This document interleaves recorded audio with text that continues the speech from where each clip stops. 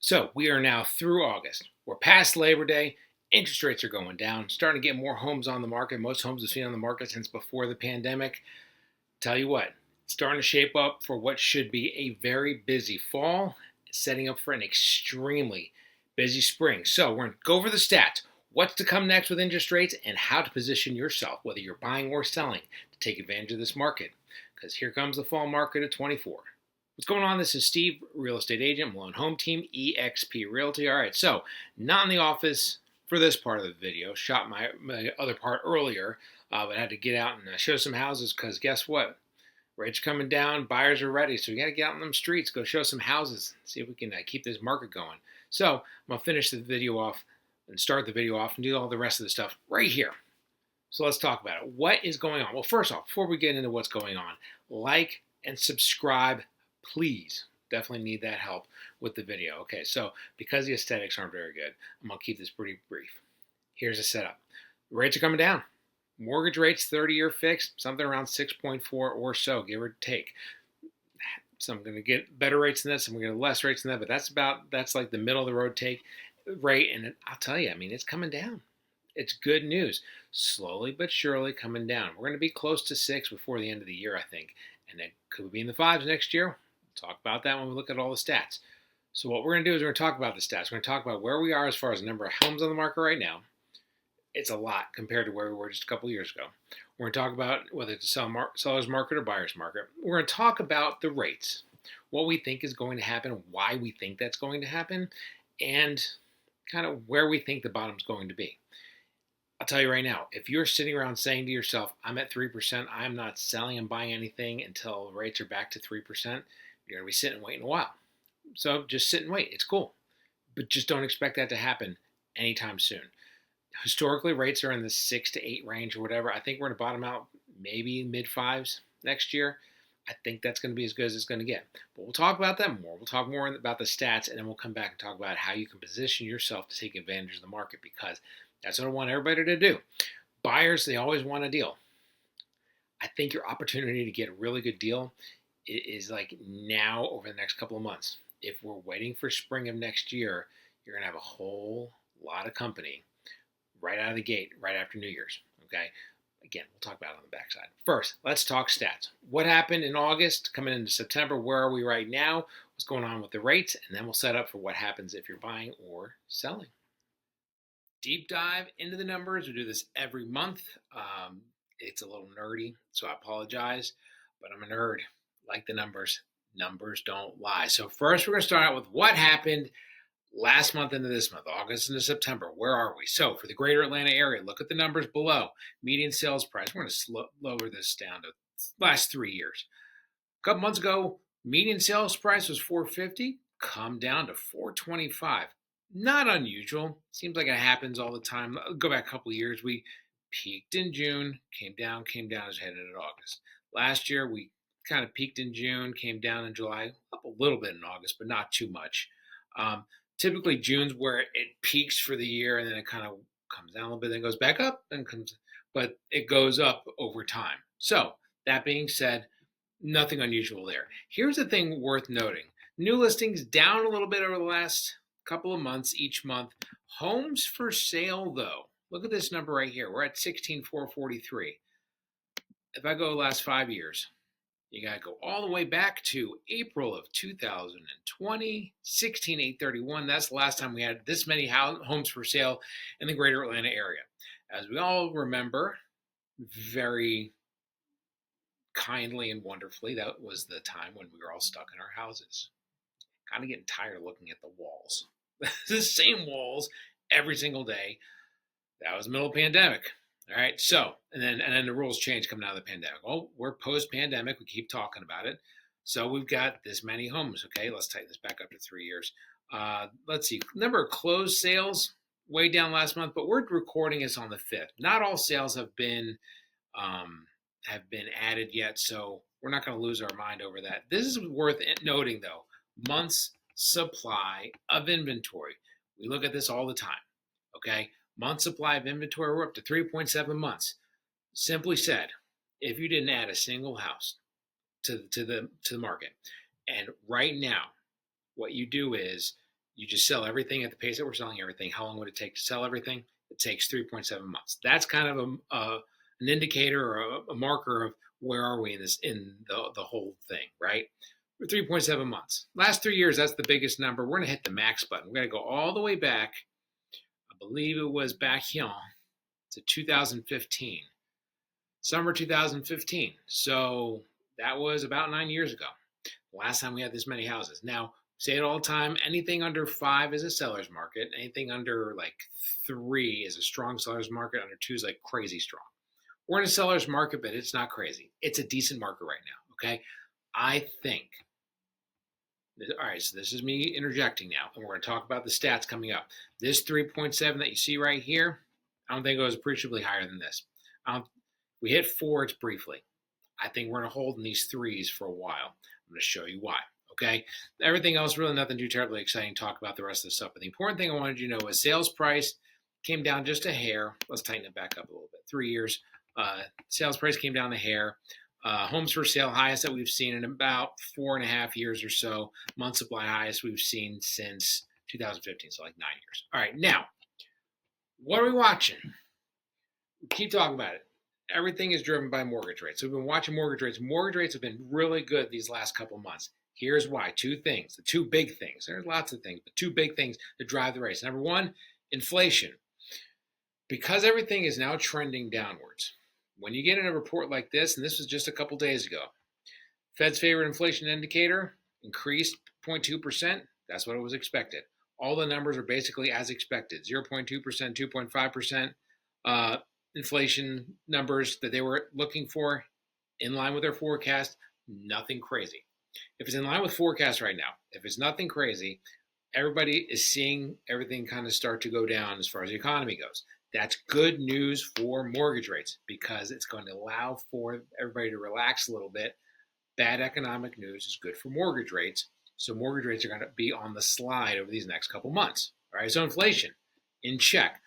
Unemployment back up to 4.3% in July. Now, today's Thursday the 5th. Tomorrow's going to be a very interesting day because not only will we likely see the unemployment rate go up naturally, but they had that big revision everybody talked about last month where the Department of Labor revised that, yeah, actually, we added about 800, 900,000 jobs that really weren't there, which was kind of weird that they announced that's a lot of jobs and that they just kind of made up and nobody really batted an eye. Markets never responded and whatever. I'll get slightly political here for a moment. Everybody knew that the Labor Department's reports were probably full of crap.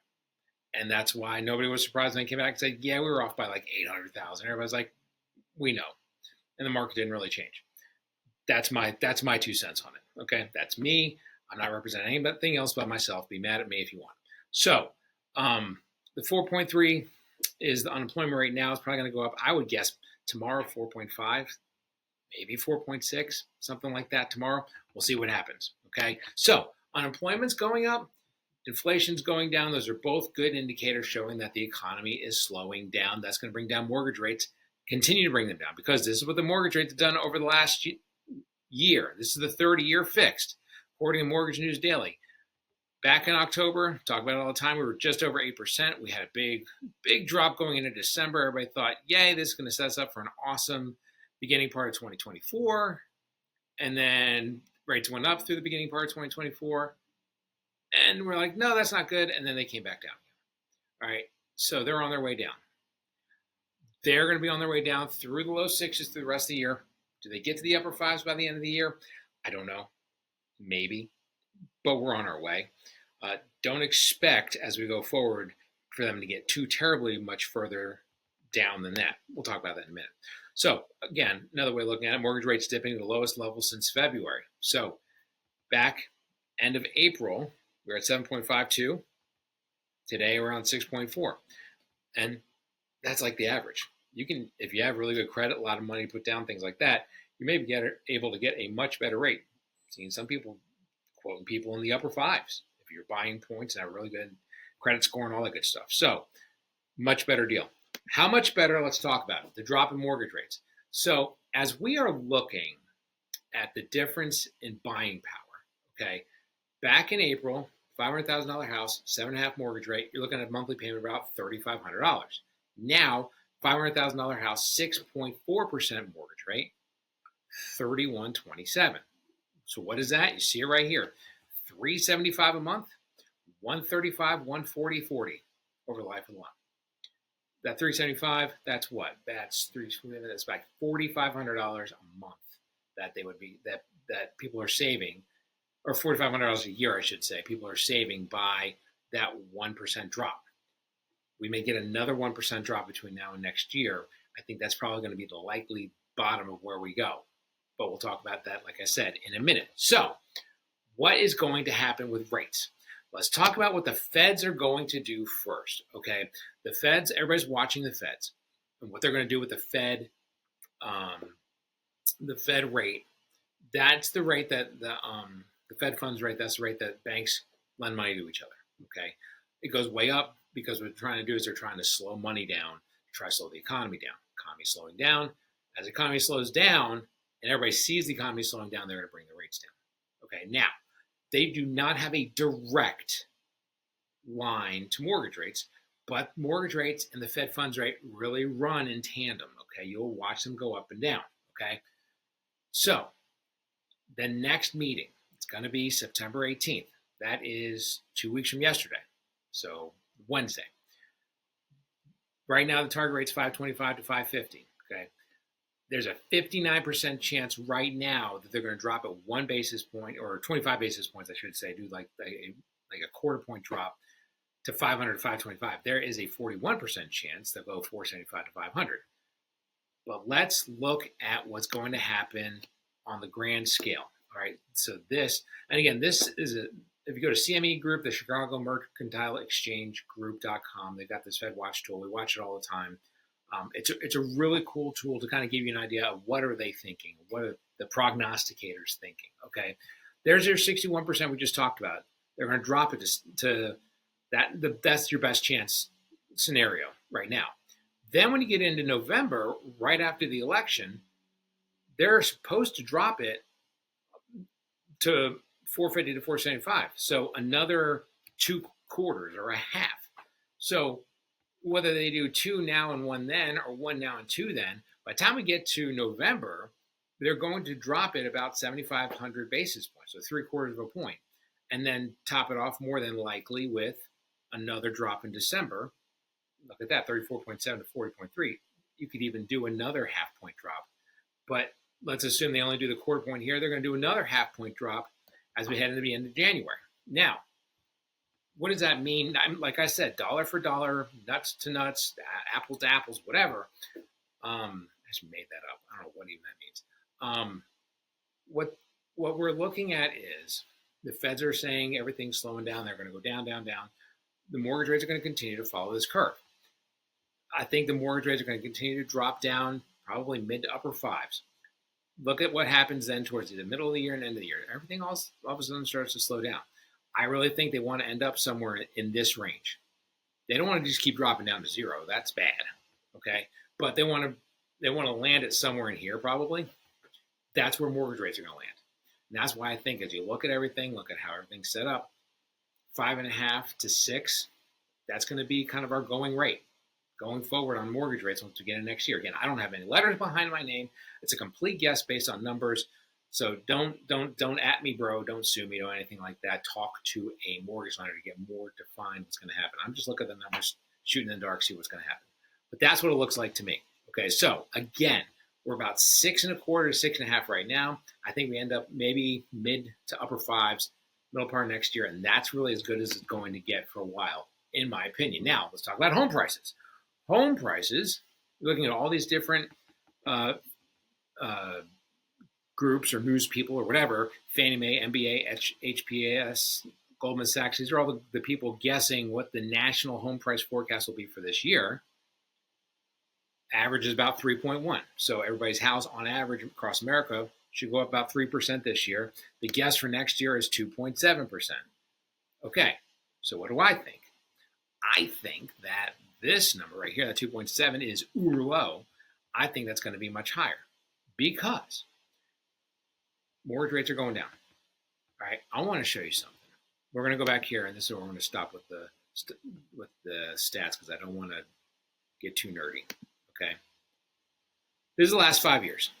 Okay, I want to show you this part right here. This part right here, I remember vividly. Tuesday, June 14th, 2022. That's when all hell broke loose in real estate, and the mortgage rates were in the low sixes after they had been in like the twos and threes forever, and then quickly shot up through the fours and fives and got to 6.28, and that shut down the market that year.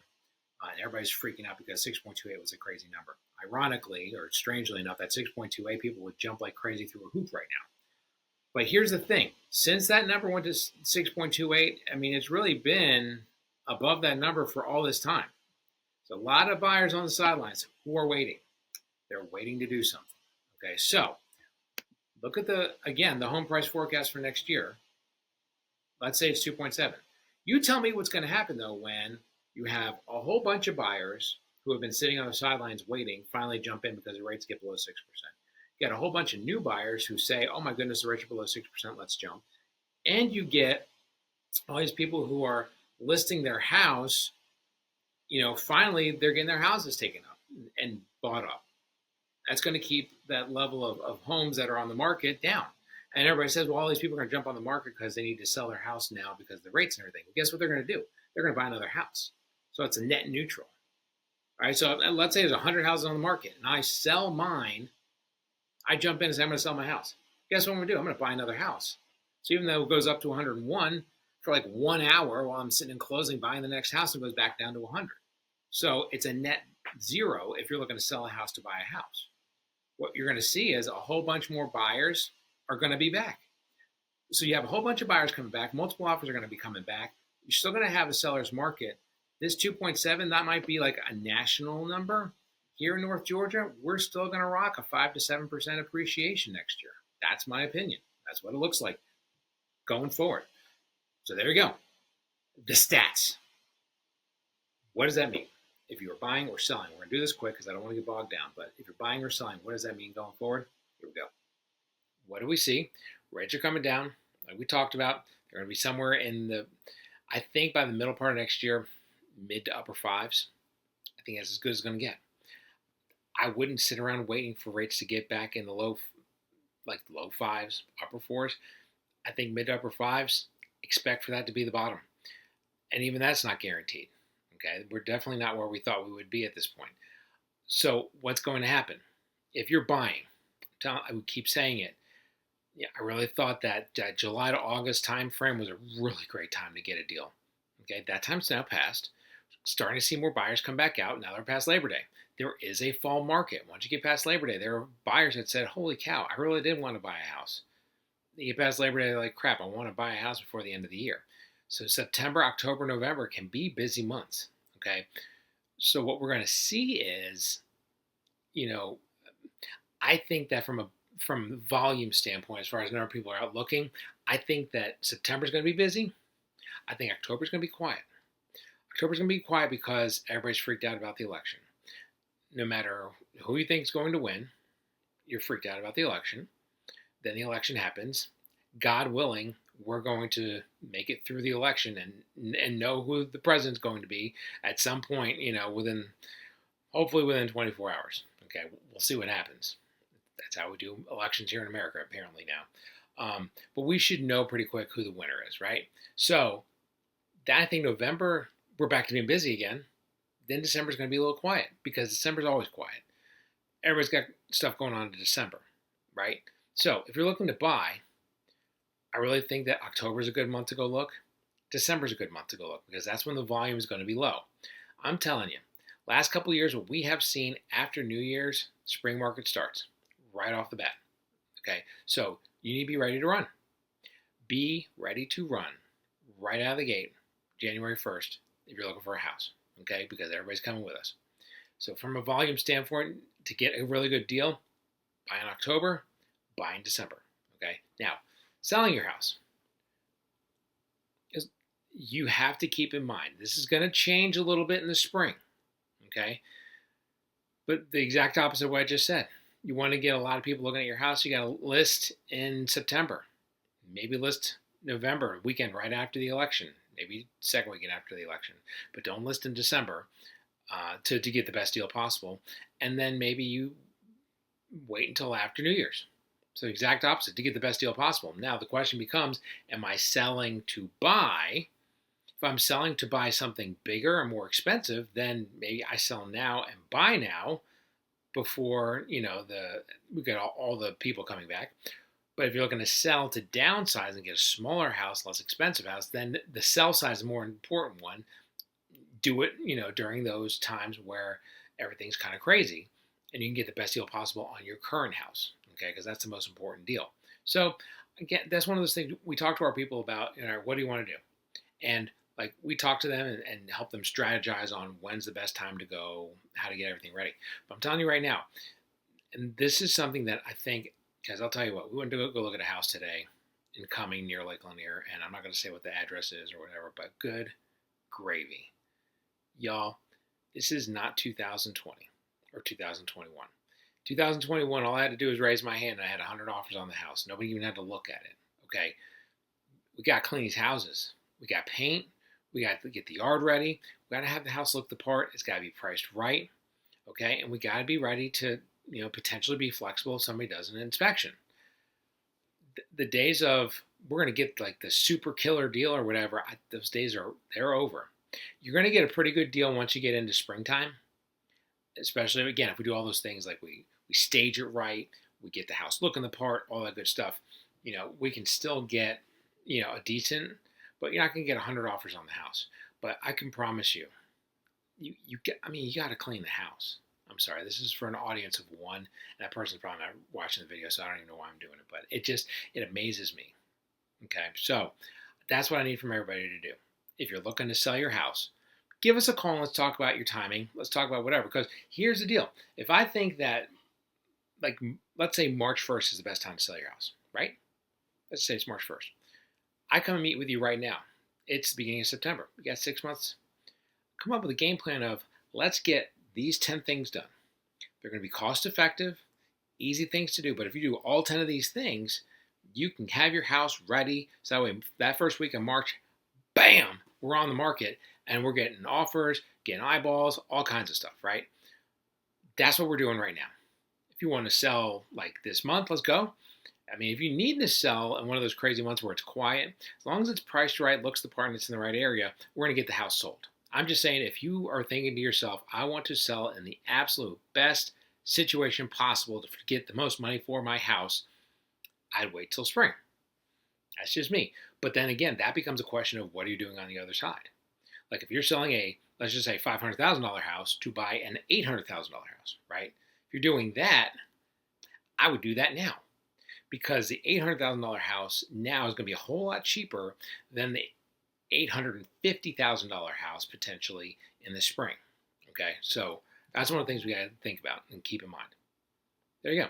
So that's where we are, kind of wrapping the whole thing in a bow. We're watching the rates, we're watching the traffic, things like that. We're watching the election to see what happens. But if you're buying, best months to watch, October is going to be a little quiet, December is going to be a little quiet. Okay.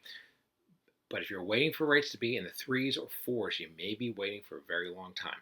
Okay, so if you want to talk about where we are, we'll talk about the rates. You want to talk about best time to buy, best time to sell. You want to talk about all that stuff. Give me a call, 470-233-4409. The email is below. Reach out to us. We're all over social media and everything like that too. So give us a call. We'll talk to you then. Again, like, subscribe. Appreciate you. Talk to you. Bye.